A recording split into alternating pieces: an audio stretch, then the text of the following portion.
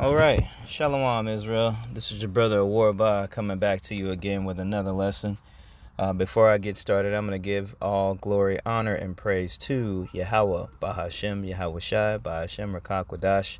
I do want to give double honors to the apostles and the elders of Great Millstone who taught me and helped be a vessel to my knowledge, wisdom, and understanding of this truth. Okay. Peace and blessings to the hopeful and humble elect that's out there that's doing the work in truth and sincerity across the four corners of the planet Earth, helping to teach the nations and to help edify our nation, and so that we can get the heck out of this place. Okay.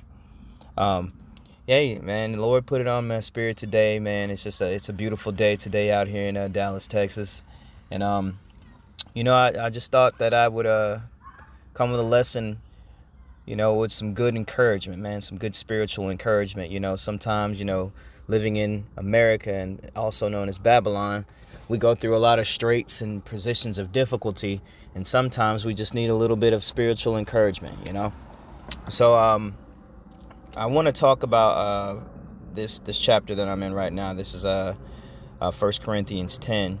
And I just want to read a little bit and go into it. And, I'm going to roll with the Spirit and just let it rock, okay? This is 1 Corinthians 10 and 1. It says, "Moreover, brethren, I would not that ye should be ignorant, how that all our fathers were under the cloud, and all passed through the sea." Okay, that cloud was that chariot, man, okay?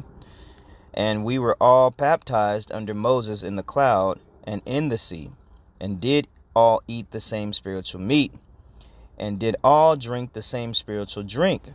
For they drank of that spiritual rock that followed them, and that the rock was Yahushua." Okay?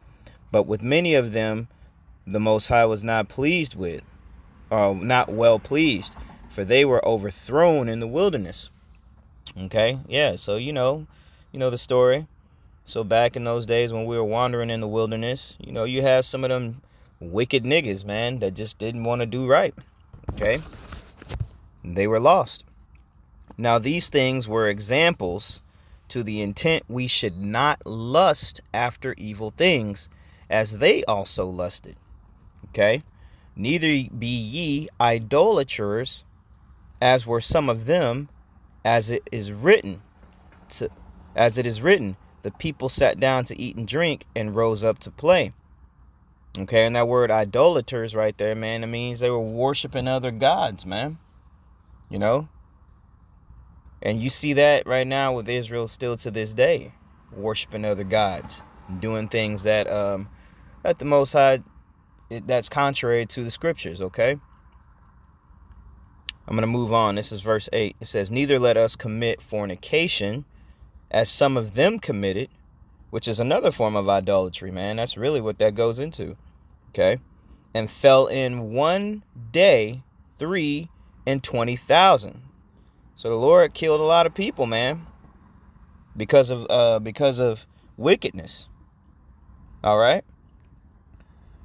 "Neither let us tempt Yahweh, the Mashiach, as some of them also tempted, and were destroyed of serpents." Okay. "Neither murmur ye, as some of them also murmured, and were destroyed of the destroyer." Okay. Now here in verse 11, this is where it's kind of getting to the point that I kind of want to make. "Now all these things happened unto them for ensamples."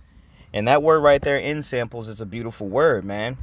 All right, let's get some edification on that. Let's go into the Greek here, and we go down to that word ensamples, which basically is typos. Okay. Strong's G 5179, tupos. Or tupos. Tupos. Okay. It's the mark of a stroke or a blow, a print, a figure formed by a blow or an impression. Okay. The image of gods, the teaching of which embodies the sum and the substance of religion, and represents it to the mind, manner of writing, the contents and forms of a letter. Okay, but honestly, what we know what this is this right here. B. Okay.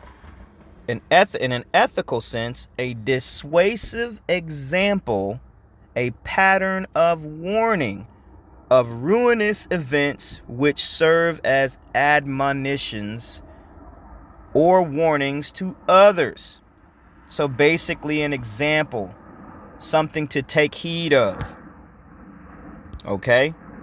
That's what that's talking about right there in verse 11.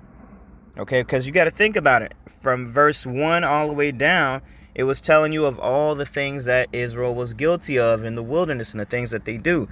And that's the same thing that you can find Jake doing today, man. Okay? All of these things we go through on a regular daily basis, man. And we are to be warned of them. You know, and us as men of the Lord, you know, that is our job to actually go out and warn. Okay? Now, all of these things happen. I'm going to go back to verse 11. Now, all these things happen unto them for ensamples, and they are written for our admonition, upon whom the ends of the world are come. Wherefore, let him that thinketh he standeth take heed lest he fall. So you got to have that spiritual eye, man, to just stay clear of, you know, a lot of Satan's traps, man. Okay? You can't just let your flesh just have its way with you, man, and fall into the ways of the world out here.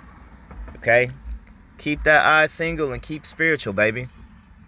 Okay? And a lot of times, man, you go through stuff. You know, sometimes you get weak in the spirit, you get, you know, bamboozled, you get set up, you get trapped, you get down, you get beat up. You know, you go through hardships and pain and things like that here. Okay? The verse 13 is the point of this whole lesson. All right? There hath no temptation taken you, but such as is common to man. But God is faithful, who will not suffer you to be tempted above that ye are able. Okay? So some of y'all be making excuses, man. And still messing up anyway. The Lord is not going to put more on you than you can bear. Okay? Yeah, I know you may be catching hell. You may be feeling like you're at your last end's wit. And you may be feeling like you want to give up and all that good stuff. Okay? But you can't. Here's why. Because the Lord's not going to put more on you than you can bear. But let's continue. All right? It says, but God is faithful, who will not suffer you to be tempted above that ye are able, but will with the temptation also make a way to escape, that ye may be able to bear it.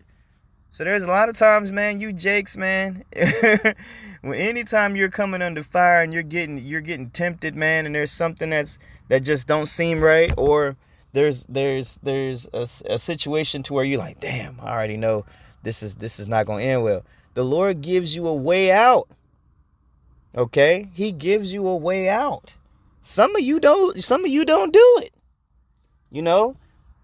Prime example, it may be a nice looking female that may approach you in the gas station or in the grocery store. You know? And you follow her, she follow you out to the car, y'all have a good conversation or whatever the case may be. And then next thing you know, you start chopping it up with her and you find out she's married. Okay? Do you still get her phone number? Or do you freaking take the way out and escape and just be like, nah, I'm good? Some of you Jakes are freaking still try and talk to her, man. Even knowing dang well she's got a dude.